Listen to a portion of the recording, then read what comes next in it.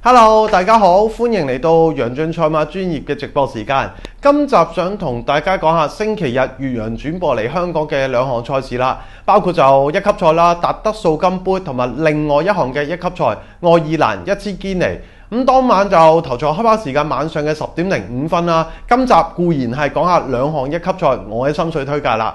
咁當晚繼續設有全球匯合賽事啦，包括獨贏、位置、連贏、位置 Q、二重彩、三重彩，繼續為馬迷提供全球最龐大嘅賽事啦。好啦，咁先講 S3 第一場啦，呢場達德素金杯2100米嘅一級賽。咁如果翻查翻近5屆嘅賽事呢，4歲馬嘅成績相當好喎，贏過4屆。咁今次參戰嘅4歲馬，我自己就最中意岳伯仁嘅南加名城啦。呢隻馬有機會幫岳伯仁呢第11次捧走達德素金杯。咁你睇翻佢3歲嘅時候贏過3項賽事啦，當中包括愛爾蘭打比。今年復出呢，就喺場2級賽莫爾斯橋錦標上陣，最終呢就力壓隻高華勝雪贏馬。今次兩隻馬再對，但係以上一場嘅賽事水準呢，我相信南加名城可以再度壓到隻高華勝雪贏馬，所以我就揀咗佢啦。再嚟就 S3 第二場啦，呢場愛爾蘭1000堅尼1600米嘅直路一級賽，咁我都係睇好岳伯仁馬房嘅馬匹啦，最中意就係隻維多湖。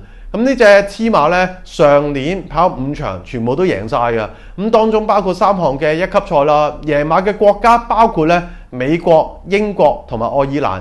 咁由此可見佢適應能力好強啦，同埋呢3項一級賽呢，都係喺唔同場地贏得到啊，個適應能力都相當好。咁但係今年初出嘅成績麻麻地啦，跑場英國1000堅尼只係得個第6名嘅啫。咁但係今次我決定俾多次機會佢啦，因為今次翻去主場呢，卻拉馬場係佢本身呢跑得好嘅馬場嚟嘅，我相信佢熱咗身之後，今次嘅成績或者會有截然不同嘅表現嘅。好啦，今次嘅分享就嚟到呢度。如果想睇翻我其他場次推介，記得留意翻我嘅留言板啦。我哋下次再見，拜拜。